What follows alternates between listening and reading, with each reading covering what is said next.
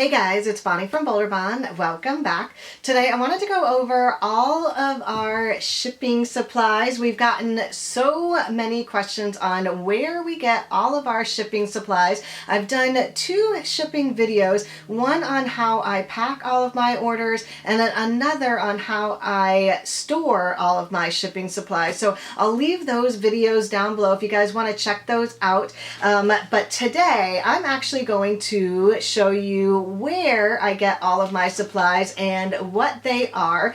Now, I have been doing my Etsy store for about 5 years now, so I've gone through a lot of different manufacturers, a lot of sites that I buy all of my shipping supplies on. So I'll leave those down below as well, because I do think that there's a good starting point, especially if you are just starting out with your small business shop on either Etsy, Shopify, or any shop that you need to ship out your orders. All of these places will be good starting points. Now, my shop sells stickers, stationery, and craft supplies, but when I first started, I was just doing stickers, so it actually was really easy to find packaging for my stickers because I just needed like an envelope. Now, regular envelopes are useful, especially if you're not going to be offering tracking, but if you are going to be offering tracking, this is what I use, which were rigid mailers. Now, there's a couple different types of rigid mailers. There's paperboard mailers as well, which are a little bit flimsier than the rigid mailers. I prefer vertical rigid mailers where it is side loading, but there's also top loading ones as well. Now, I believe I actually got both of these from Amazon. So like I said, I'll leave all of the links to these down below. But these were the first things that I used when I first started putting out my stickers. Now, I will preface this by saying I do have a new post office now with a new postal worker. I did do a video on that as well, which has had a lot of controversy because my postman actually will not take the rigid mailers for my stickers anymore, not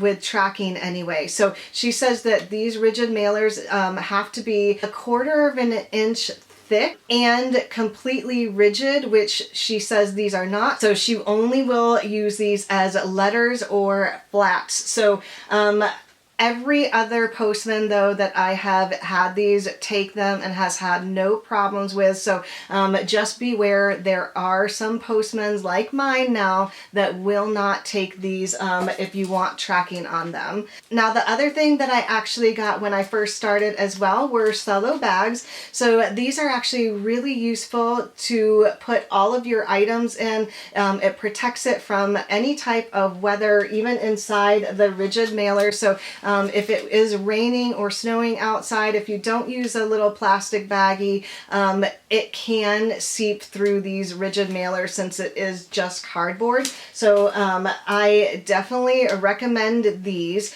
Now, I do have several different sizes now. I think that I actually got these ones from Michael's in their jewelry section. They have a pretty good selection of bags, but they don't have a wide variety of them. So I do get most of my clear bags at clearbags.com right now. They have tons and tons of selections of bags, really large bags to really teeny bags. And you can also get ones that are ziplocked or ones with pull tabs, recyclable bags as well. So that is a really good option for any of your clear bags that you get. Now, like I said, we've branched out from just stickers to other items as well. So we needed other packaging besides just the rigid mailers, and because my postman will not accept those anymore. So we are now doing a lot of our packaging in bubble mailers. I have a lot of different options here for bubble mailers.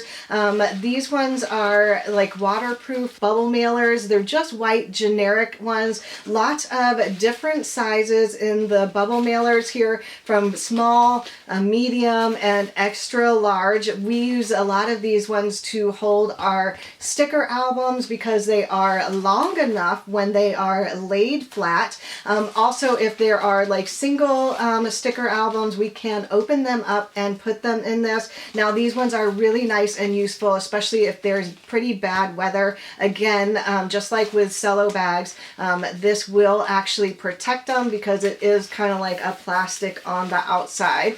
I also have craft bubble mailers as well. Now these ones are actually my main packaging right now because I do like polka dots. I mean, I think that everybody likes polka dots, right? Doesn't polka dots just make you smile? So these ones are 3 different sizes. I have a really small one here for when they're just like one teeny little order for mini stickers. I have a medium size here. This is the one that I use most of the time for all of our stickers.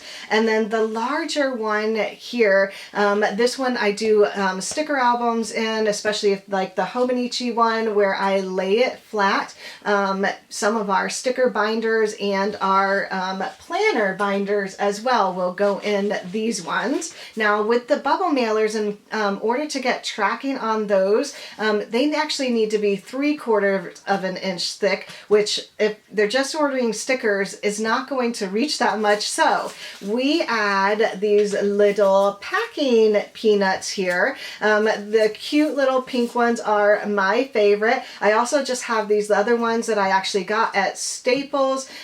So we add a mixture of the two. And I got these at Paper Mart. Now I'm not quite sure if there is another source that has a better price for packing peanuts, since it was my first purchase of packing peanuts, so I don't have anything to really reference it from, but that is where I get that for now, along with my boxes.